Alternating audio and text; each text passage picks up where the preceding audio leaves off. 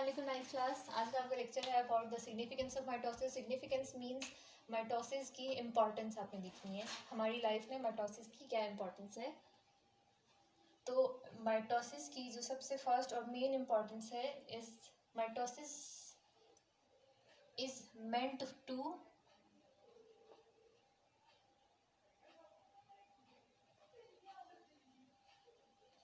Regulate और to maintain the chromosome number. ठीक है, माइटोसिस क्यों होती है कि सेल्स भी इंक्रीज हो जाए, नंबर में सेल्स भी ज़्यादा हो जाए, बट वो जो न्यू सेल्स प्रोड्यूस हों वो बिल्कुल पेरेंट सेल जैसे हों, स्पेशली उनके क्रोमोसोम्स पेरेंट सेल जैसे होने चाहिए। ठीक है, तो मेंटेन क्रोमोसोम्स नंबर। ठीक है, तो अब हम देखते हैं कि डिफरेंट एप्लीकेशंस है माइटोसिस की, डिफरेंट एरियाज में इसकी एप्लीकेशंस हैं। देखें, डेवलपमेंट एंड ग्रोथ। जब एक स्मॉल इंडिविजुअल, जैसे कि ये एक छोटा सा प्लांट है, ये अभी सीडलिंग है, ठीक है, ये अभी अभी सीड से निकला है, एक छोटा सा प्लांट, तो इसने एक लार्ज मेच्योर प्लांट में ग्रो करना है। ठीक है, डिफरेंट स्ट्रक्चर्स डेवलप करने हैं, लीव्स, फ्लावर्स डेवलप करने हैं। तो एक स्मॉल इंडिविजुअल, इमेच्योर इंडिविजुअल, एक मेच्योर और लार्ज फुल साइज्ड इंडिविजुअल में कैसे कन्वर्ट होता है? Bye growth and development.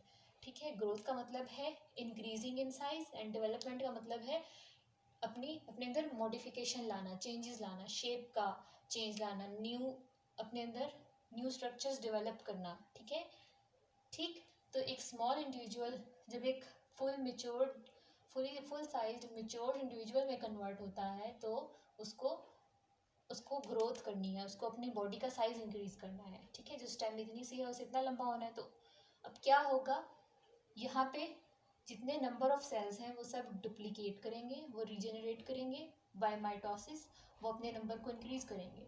एक सेल माइटोसिस में एक सेल 2 में डिवाइड हो जाता है ना, फिर आफ्टर द इंटरफेस वो दोनों सेल इंडिविजुअली फिर माइटोसिस करते हैं, और अब सेल का नंबर और इंक्रीज हो गया, फिर जितने भी सेल प्रोड्यूस हुए हैं वो दोबारा इंटरफेस पास करने के बाद फिर से माइटोसिस करेंगे। तो एक सेल से आहिस्ता आहिस्ता सेल्स का नंबर इंक्रीज होना शुरू हो जाएगा। ठीक है, तो mitosis is the main phenomena which is responsible for the growth and development of animals and plants. ठीक है, cell replacement, second importance is in cell replacement. Cell replacement का क्या मतलब है? रिप्लेसमेंट मीन्स एक सेल है वो रिमूव हुआ और उसकी जगह नया सेल आए। तो एक न्यू सेल कहाँ से आएगा? कुछ सेल्स, बॉडी के कुछ सेल्स ऐसे होते हैं, स्पेसिफिक सेल्स ऐसे होते हैं कि उनकी बहुत छोटी सी लाइफ होती है। ठीक है, यानी एक ख़ास पीरियड के बाद उनकी लाइफ ख़त्म हो जाती है और फिर वो अपनी जगह रीजनरेट करके, माइटोसिस के थ्रू रीजनरेट करके अपने डॉटर सेल्स प्रोड्यूस करते हैं। ठीक है, तो बिल्कुल ऐसे ही हमारे रेड ब्लड सेल्स हैं। हमारे ब्लड के अंदर जो रेड ब्लड सेल्स होते हैं, हमारे ब्लड के अंदर 3 तरह के सेल्स होते हैं। एक होते हैं रेड ब्लड सेल्स, एक होते हैं वाइट ब्लड सेल्स, और फिर प्लेटलेट्स। तो अब अभी आप यहाँ पे इतना कंसिडर करो कि रेड ब्लड सेल्स जो होते हैं that are red in colour, वो सेल, उन सेल्स की सिर्फ 4 मंथ्स की लाइफ होती है। एक सेल 4 मंथ तक रह सकता है जिंदा। ठीक है, अपना फंक्शन परफॉर्म कर सकता है। आफ्टर 4 मंथ्स क्या करेगा वो सेल माइटोसिस के थ्रू न्यू डॉटर सेल्स में कन्वर्ट हो जाएगा। ठीक है, या फिर उसकी डेथ हो जाएगी और न्यू सेल्स क्रिएट हो जाएंगे। ठीक है, तो एक सेल का जब लाइफ स्पैन कंप्लीट हो जाएगा उस सेल की डेथ हो जाएगी। और अब इस तरह अगर हमारे रेड ब्लड सेल्स की डेथ होती रहे तो हमारा तो ब्लड ख़त्म हो जाएगा और फिर हम जिंदा नहीं रह सकते। तो mitosis is that process which is responsible to produce new cells to replace the old cells. जो पुराने सेल्स हैं जिनकी अब डेथ का टाइम आ गया, जिनकी ऐसा ऐसा डेथ होना स्टार्ट हो रही है, माइटोसिस से न्यू सेल्स जनरेट होते जा रहे हैं और वो उन ओल्ड सेल्स की जगह न्यू सेल्स आते जा रहे हैं। ठीक है, बिल्कुल ऐसा ही हमारी स्किन में होता है। ठीक, जब मौसम बदलता है तो हमारी स्किन उतरती है ना। ठीक है, कहीं कहीं से स्किन उतर रही होती है तो न्यू स्किन आ रही होती है। तो इसी तरह स्नेक्स में भी होता है, स्किन रिप्लेसमेंट जो है वो माइटोसिस के थ्रू ही होती है। ठीक, रीजेनरेशन। रीजेनरेशन क्या है? रीजेनरेशन का मतलब है समथिंग जो लॉस्ट हो गई, जो डिस्ट्रॉय हो गई है, जो इसकी डेथ हो गई है, वो दोबारा से उगाए, ठीक है, दोबारा से क्रिएट हो जाए। कोई ऐसा स्ट्रक्चर, बॉडी का ऐसा पार्ट जो कट हो गया है, जो डैमेज हो गया है, जो लॉस्ट हो चुका है, वो दोबारा ग्रो कर जाए, ठीक है। तो रीजेनरेशन कैसे होती है? फॉर एग्जाम्पल जो स्टार फिश होती है, स्टार फिश में रीजनरेशन की पावर होती है। स्टार फिश का अगर एक आर्म कट हो जाए एक्सीडेंटली, उसका आर्म कट हो जाएगा, तो कुछ टाइम के बाद आहिस्ता आहिस्ता ये जो इसके बॉडी के सेल्स हैं, ये थ्रू माइटोसिस यहाँ पे न्यू सेल्स बनाते रहेंगे और कुछ टाइम के बाद उसका ये आर्म फिर से न्यू आर्म जनरेट हो जाएगा, ठीक है। तो कुछ एनिमल्स में और कुछ प्लांट्स में रीजनरेशन की पावर होती है, और रीजनरेशन सिर्फ और सिर्फ कैसे पॉसिबल है? थ्रू माइटोसिस, क्योंकि माइटोसिस में एग्जैक्टली पेरेंट सेल जैसा ही सेल प्रोड्यूस होता है, ठीक है। जो भी सेल्स प्रोड्यूस होते हैं they are 100% copy of their parent cell in all aspects, ठीक है, उनमें कोई भी फ़र्क नहीं होता। तो अगर इसको न्यू आर्म जनरेट करना है तो न्यू आर्म बिल्कुल वैसा ही होना चाहिए जैसे पहले था, ठीक है। तो इसकी बॉडी के जो सेल्स हैं वो अपने आप अपने डुप्लीकेट्स बनाएंगे, अपनी कॉपीज़ बनाएंगे, अपने आप को डबल करेंगे नंबर में। तो आहिस्ता आहिस्ता इसका जो आर्म है वो फिर से कंप्लीट हो जाएगा, ठीक। तो regeneration process in some animals and plants is due to mitosis, ठीक है। अब एसेक्सुअल रिप्रोडक्शन लास्ट है। एसेक्सुअल रिप्रोडक्शन क्या चीज़ है? प्लांट्स में जैसे हमने ग्रास को देखा है, तो अगर हम हमारे पास एक प्लांट है, ठीक है, तो कुछ टाइम के बाद हम देखते हैं जैसे एलोवेरा ग्रो करता है। एलोवेरा प्लांट अगर आपने देखा हो तो वो एक एलोवेरा का प्लांट लगा होगा, और कुछ टाइम के बाद उसी गमले में या उसी मिट्टी में बिल्कुल उस एलोवेरा प्लांट के करीब एक छोटा सा एलोवेरा प्लांट दोबारा निकल आएगा। आपने तो कोई सीड नहीं डाला, आपने तो इसका कोई पीस कट करके नहीं डाला, तो फिर ये कैसे निकल आया खुद ब खुद तो कोई लिविंग ऑर्गेनिज्म जनरेट नहीं कर सकता। तो प्लांट्स के अंदर न्यू प्लांट्स या ये इस प्लांट्स का बेबी प्लांट है, ये इस प्लांट से जनरेट हुआ है, ठीक है, इसके करीब। तो प्लांट्स के अंदर और कुछ प्रिमिटिव टाइप के एनिमल्स हैं, उनके अंदर एसेक्सुअल रिप्रोडक्शन होती है, यानी a single parent can generate it's new generation, ठीक है। A single plant can generate it's new generation, ये आपने याद रखना है, ठीक। तो जो प्लांट्स के अंदर एसेक्सुअल रिप्रोडक्शन होती है उसको हम कहते हैं, वो उनकी रूट्स के थ्रू होती है। इनकी रूट्स जब सॉइल के अंदर, मिट्टी के अंदर वो फैलती हैं, तो फिर उनमें जहाँ पर भी बर्ड्स होते हैं वहाँ से न्यू प्लांट ग्रो कर जाता है, ठीक है। तो उसको कहते हैं वेजिटेटिव प्रोपगेशन, इस मेथड को कहते हैं वेजिटेटिव प्रोपगेशन, ठीक है। और इसमें भी क्या होता है? सिर्फ और सिर्फ माइटोसिस ही इन्वॉल्व होती है। जो न्यू प्लांट जनरेट हो रहा है उसके जनरेट होने और उसके मेच्योर होने में, उसके जनरेट होने में स्पेसिफिकली माइटोसिस का हाथ है। जो पेरेंट प्लांट है, पेरेंट प्लांट की रूट में से सेल्स माइटोसिस के थ्रू एक बड क्रिएट करेंगे, ठीक है। बड एक बल्जिंग होगी, जैसे ये अगर रूट है तो यहाँ पे बल्जिंग होगी, ठीक है, थोड़ी सी बल्जिंग अपीयर होगी। उसके बाद वहाँ पे न्यू रूट्स जनरेट होंगी, ठीक, और फिर उसके बाद एक छोटा सा बेबी प्लांट जनरेट हो जाएगा, ठीक है। ऐसे ही एक और एग्जांपल दिया आपकी बुक में, हाइड्रा के अंदर बडिंग की। Hydra is an animal, sessile animal है जो मूव नहीं कर सकता, यानी एक ही सपोर्ट के साथ हमेशा स्टिक रहता है, ठीक है, ठीक।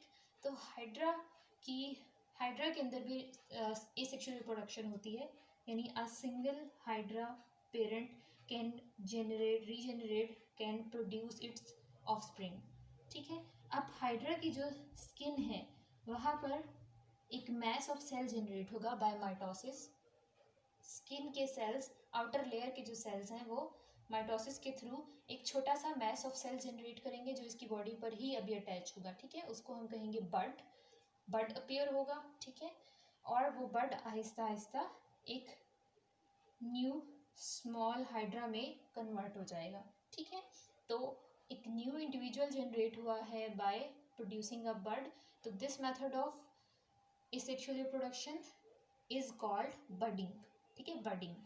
कुछ टाइम के बाद ये जो बड है, ये जो न्यू इंडिविजुअल है, थोड़ा सा ग्रो करने के बाद ये पेरेंट बॉडी से डिटैच होके किसी और सपोर्ट के ऊपर जाके अटैच हो जाएगा और वहाँ पे एज इंडिपेंडेंट इंडिविजुअल रहना शुरू कर देगा। ठीक है, तो ये सब थी माइटोसिस की importance. Mitosis is responsible for all these. Next जो आपका टॉपिक है that is errors in mitosis. अगर माइटोसिस जिस तरह माइटोसिस प्लान्ड है, जिस सीक्वेंस में माइटोसिस चलता है, अगर उस सीक्वेंस में ना चले तो क्या हो सकता है। ठीक है,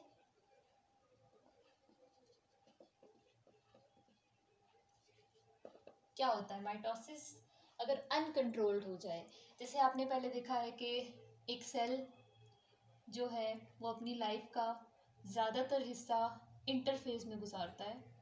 ठीक है, इंटरफेस कौन सी फेज है जिसमें वो डिवाइड नहीं करेगा, वो डिवीजन नहीं करता। ठीक है, वो सारा टाइम वो एक सेल का from its birth to its division, वो सारा टाइम जो वो नॉन डिवाइडिंग फेज में गुजारता है, जहाँ पे वो डिवीजन नहीं कर रहा होता, माइटोसिस नहीं कर रहा होता, उस सारी फेज को हम कहते हैं इंटरफेज। ठीक है, तो अगर माइटोसिस कंट्रोल्ड फॉर्म में ना हो, सेल के अंदर जो एक सेल है जो भी क्रिएट हुआ है उस सेल के अंदर जीन्स होंगी फॉर एवरीथिंग, उसके जितने भी प्रोसेसेस चलने हैं उन सारे प्रोसेसेस को मेंटेन करने के लिए, हर चीज़ के लिए उसके अंदर डिफरेंट जीन्स प्रेजेंट हैं, उसके जेनेटिक मटेरियल की फॉर्म में। ठीक है, उसके डीएनए की फॉर्म में उसके अंदर बहुत सारी जीन्स हैं। अब वो जीन्स सेल उन जीन्स को डीकोड करता रहता है, वो जीन्स इस सेल को मैसेज देती हैं, अब आपने प्रोटीन जनरेट करनी है, अब आपने माइटोसिस के लिए प्रिपेयर होना है। ठीक है, ये सारे प्रोसेसेस कौन चलाता है, कौन कंट्रोल करता है, जीन्स। ठीक, हर सेल के बॉडी के हर सेल के अंदर उसके लिए जीन्स होती हैं और वो उस सेल को कंट्रोल करती हैं, और माइटोसिस का प्रोसेस भी जीन्स ही कंट्रोल करती हैं। ठीक है, जीन्स जब प्रोटीन प्रिपेयर करेंगी तो उस प्रोटीन से माइटोसिस रन होगा। ठीक है, अब यहाँ देखें, अगर तो समहाउ एक्सीडेंटली किसी भी वजह से उन जीन्स में जो माइटोसिस को कंट्रोल करती हैं उन जीन्स में कोई चेंज आ जाता है, कोई मेजर चेंज आ जाता है। ठीक है, उन जीन्स की का स्ट्रक्चर चेंज हो जाता है, तो और उस चेंज की वजह से माइटोसिस कंट्रोल नहीं होता, माइटोसिस रैपिडली स्टार्ट हो जाता है। ठीक है, एक सेल जल्दी से दो में, और उन दो सेल्स ने अभी फुली मेच्योर भी नहीं हुए थे, फ़ौरन से वो भी माइटोसिस स्टार्ट कर देंगे। फिर उनके डॉटर सेल्स भी अभी फुली मेच्योर नहीं थे, उन्होंने कंप्लीट इंटरफेस नहीं गुजारा था, वो फिर से जल्दी से माइटोसिस स्टार्ट कर देंगे। तो इस तरह क्या होगा, बहुत ही थोड़े टाइम में जो सेल की डिवीज़न है वो अनकंट्रोल्ड हो जाएगी। ठीक है, जो सेल की डिवीज़न है वो बहुत ही थोड़े टाइम में बहुत ज़्यादा सेल्स क्रिएट होना शुरू हो जाएंगे due to changes in genes which control the mitosis. तो ऐसी चेंजेस को, जीन्स के अंदर कोई एबनॉर्मल चेंज आ जाए तो उसको हम कहते हैं म्यूटेशन। ठीक है, any abnormal change in genes is called mutation. ठीक है, तो अगर माइटोसिस के अंदर एरर आ जाए, यानी माइटोसिस ऐसे ना रन हो जैसे प्लान्ड होती है, ठीक है, उस सीक्वेंस में ना रन हो जैसे प्लान्ड होती है, तो क्या होता है, it will directly lead to cancer.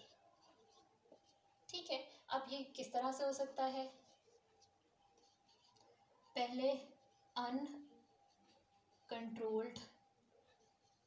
Cell division start होगी किसी भी पर्टिकुलर एरिया में, किसी एक सेल में म्यूटेशन हुई है, वो सेल बहुत ज़्यादा रेप्लिकेट करना शुरू हो गया, उसके डॉटर सेल्स भी बहुत जल्दी जल्दी रैपिडली डुप्लीकेट हो रहे हैं, डबल हो रहे हैं। ठीक है, तो बहुत थोड़े टाइम में उस एक सेल से कितने ज़्यादा सेल्स जनरेट हो जाएंगे। ठीक है, तो उस एरिया में एक लंप क्रिएट होगा, लंप यानी एक लोथड़ा सा। ठीक है, एक ग्रुप ऑफ सेल्स होगा, ग्रुप ऑफ सेल्स, और वो सारे सेल्स इमेच्योर होंगे, एबनॉर्मल होंगे, वो सेल्स नॉर्मल नहीं होंगे, वो they will contain abnormal genes, mutant genes होंगे उनके अंदर। ठीक है, वो एबनॉर्मल होंगे, वो नॉर्मली फंक्शन नहीं कर सकते। तो जब वो एक लंप सा क्रिएट कर देंगे, एक ग्रुप ऑफ एबनॉर्मल सेल्स हो जाएगा, तो उसे हम कहेंगे ट्यूमर। ठीक है, A group of abnormal cells which divide or which undergo mitosis uncontrollably is called tumor. ठीक है, एक पर्टिकुलर एरिया में ट्यूमर जनरेट हो जाएगा और वो ट्यूमर अगर तो वो ट्यूमर एक लोकलाइज्ड है, यानी वो जिस एरिया में जनरेट हुआ है वो बस वहीं पे फैल रहा है, वो उस जगह को छोड़ के बॉडी के किसी भी और एरिया में, जैसे अगर सपोज के वो स्किन में जनरेट हुआ है तो वो ब्रेन में नहीं मूव कर रहा, हार्ट में नहीं मूव कर रहा, मसल्स में मूव नहीं कर रहा, वो उसी स्किन में फैलता जा रहा है. If that tumour is located, तो local tumours are called benign tumours.